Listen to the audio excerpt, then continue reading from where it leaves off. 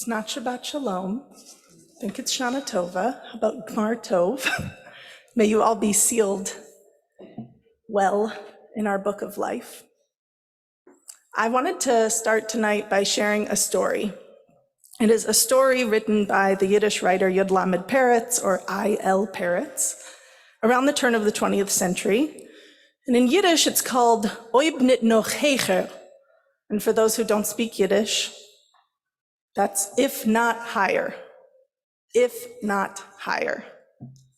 The story begins like this. There's a rabbi in a town, and he's called the Rabbi of Nemirov.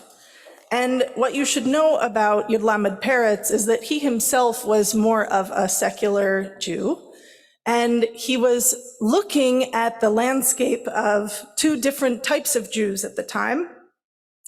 He was thinking about misnagdim, who were bookish and a little bit more literal in their faith, not literal, sorry, intellectual, and chassidim, who were spirited and spiritual and oriented towards their Rebbe.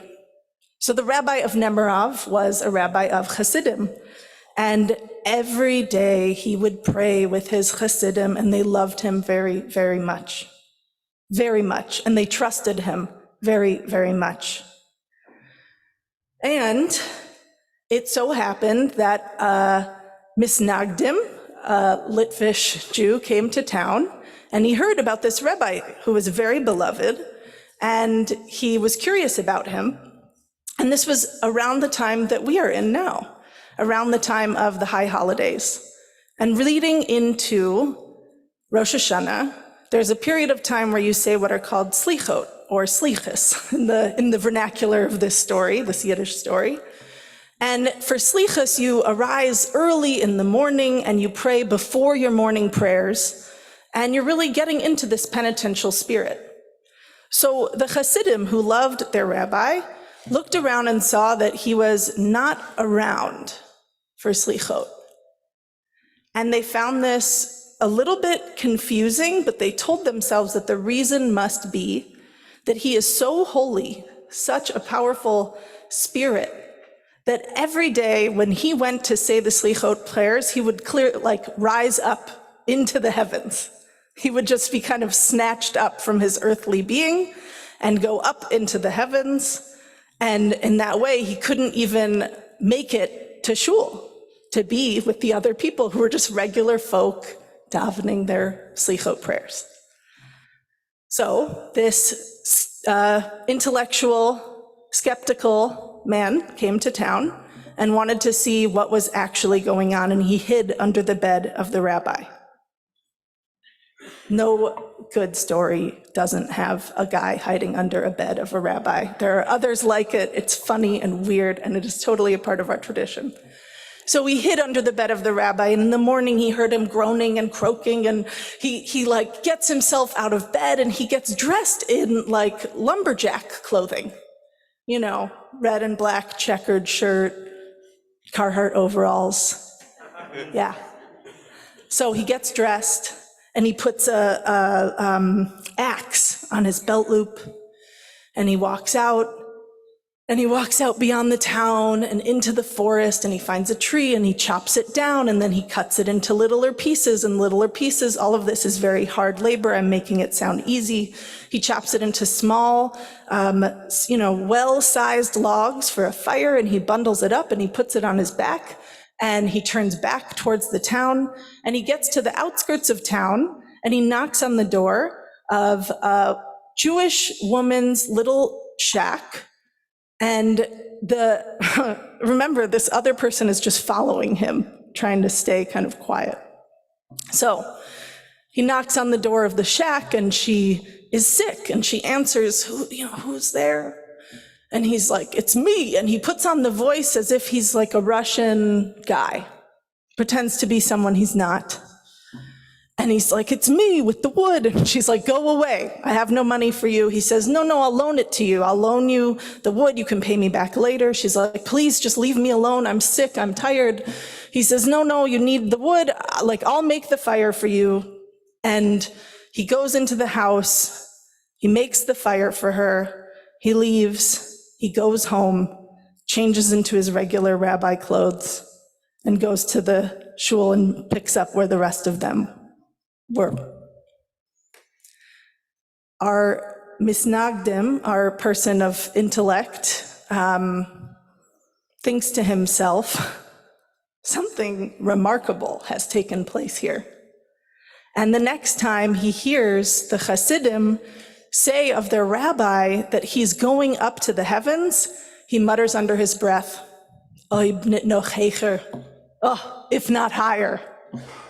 Because he understands something really important about what the rabbi is doing, and ideally about what all of us are doing in our attempt to express or live a spiritual or religious life.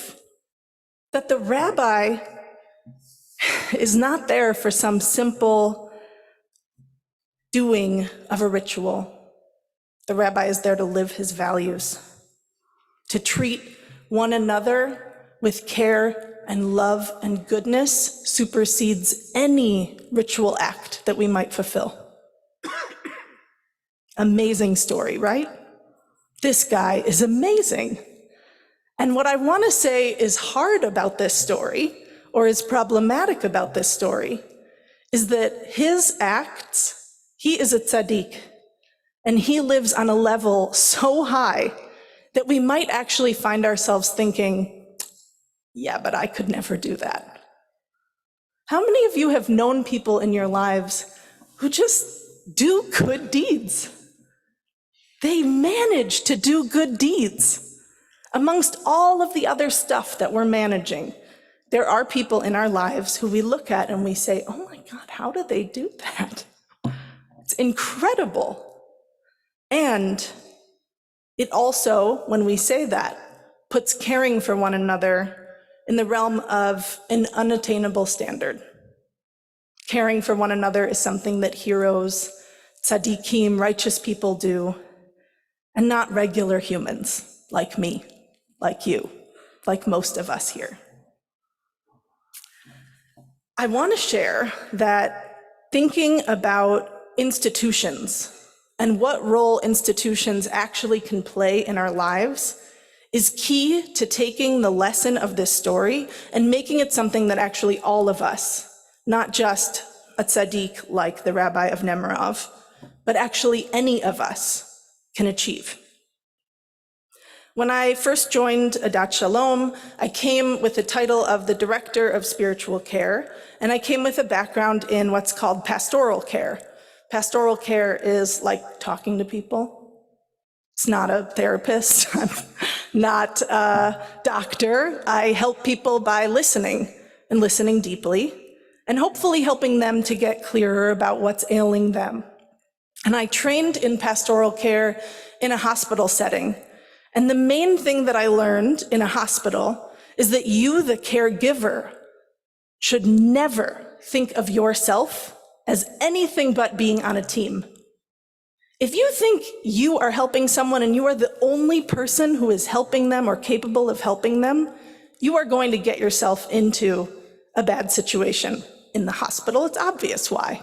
You go to the room, you help them, then your shift ends, you leave. If they're dependent on you and they don't have you the next time they need you, you're not actually doing a great job of being a caregiver. We care for people in teams. We care for people with systems. And we care for people, most importantly, together. So when I came to Adat Shalom, I really set my mind to a goal, which was not to be amazing at pastoral care myself, but to help work this institution to a place where we were working as a team, not just the clergy, but actually all of us, to care for one another. We have a core value in our tradition. A lot of us might know this statement that we have and use in many different moments and ways. It's from Pirkei Avot, the ethics of our ancestors, and it says that a rabbi would say, Rabbi Hillel, you've heard of him? Maybe? He would say, Im ein ani li, mi li. If I am not for myself, who will be for me?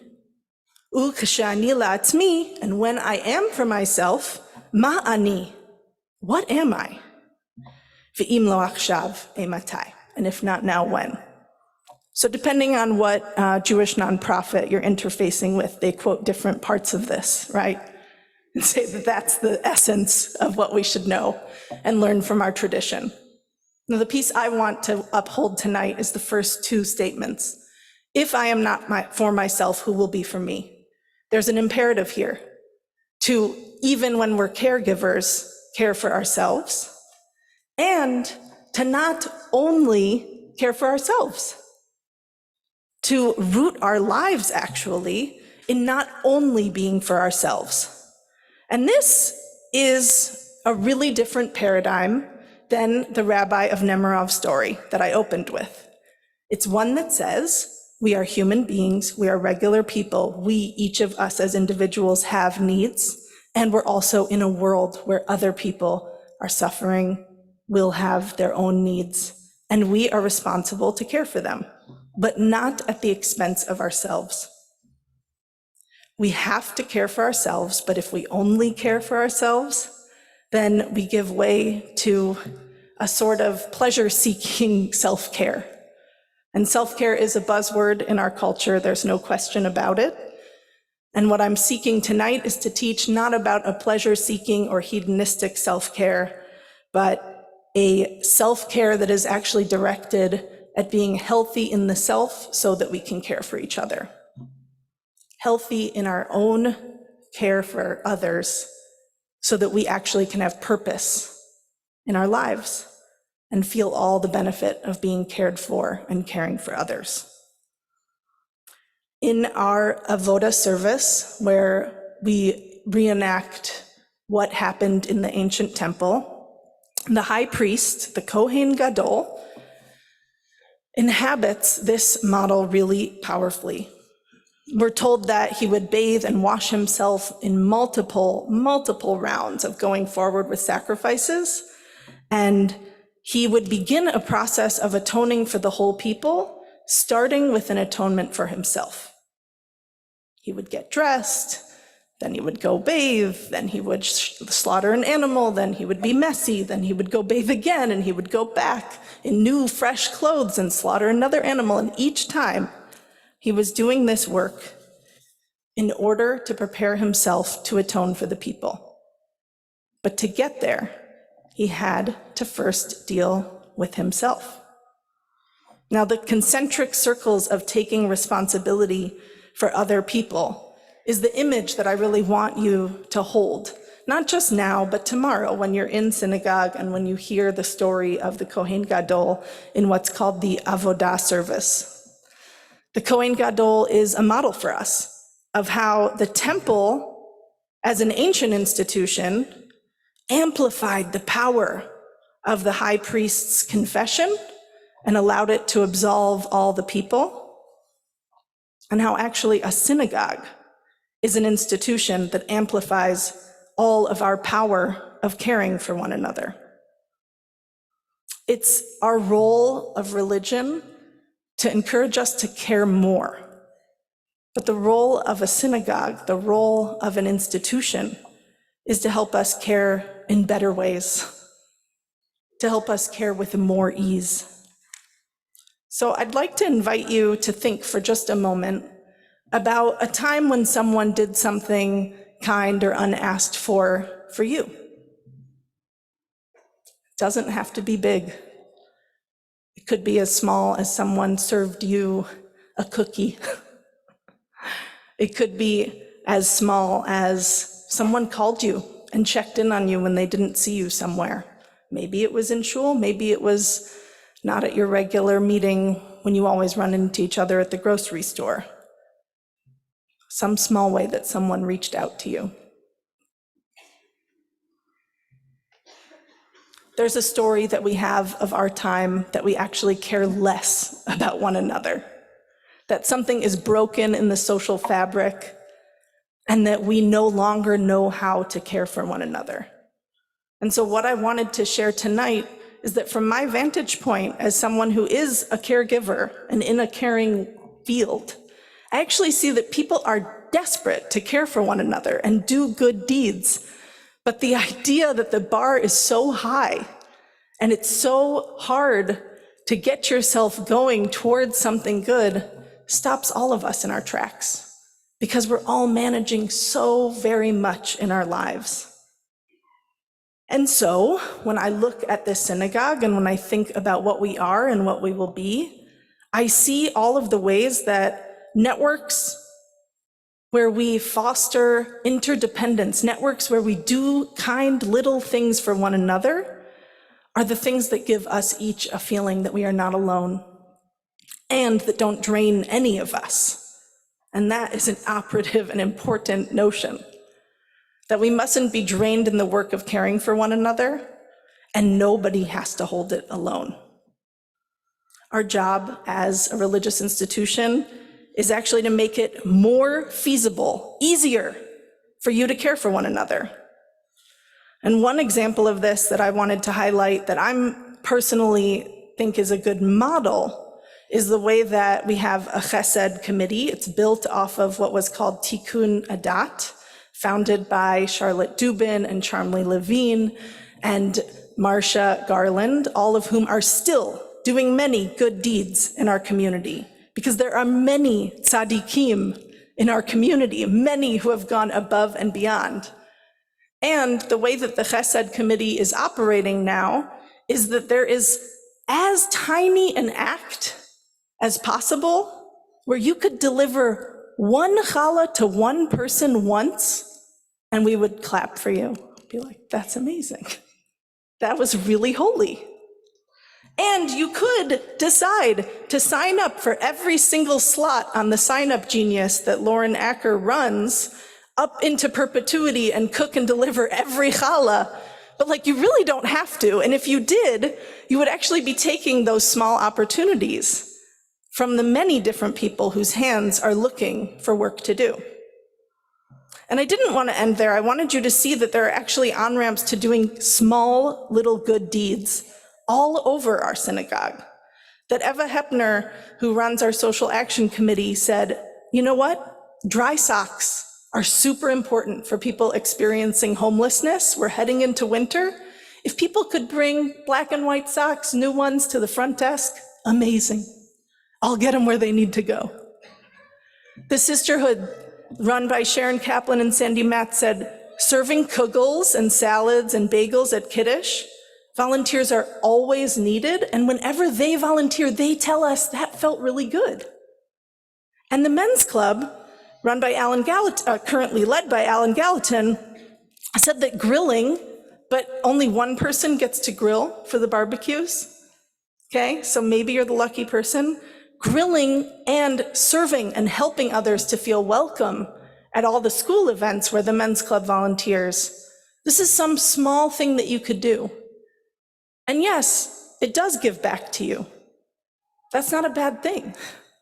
It's part of the fabric of what makes community not just function, but feel full and fulfilling. And in the coming year, I feel so blessed to be on a team that is really working and thinking about how to make our work easier for you to participate in, to make the on-ramps clearer, to make giving back to community and to one another that much easier. No one wants to feel superfluous, and not a single one of you in this room is superfluous. You each have something small to offer, and I believe you will find ways to give it. And in doing so, our community will feel that much higher. And that is all for now.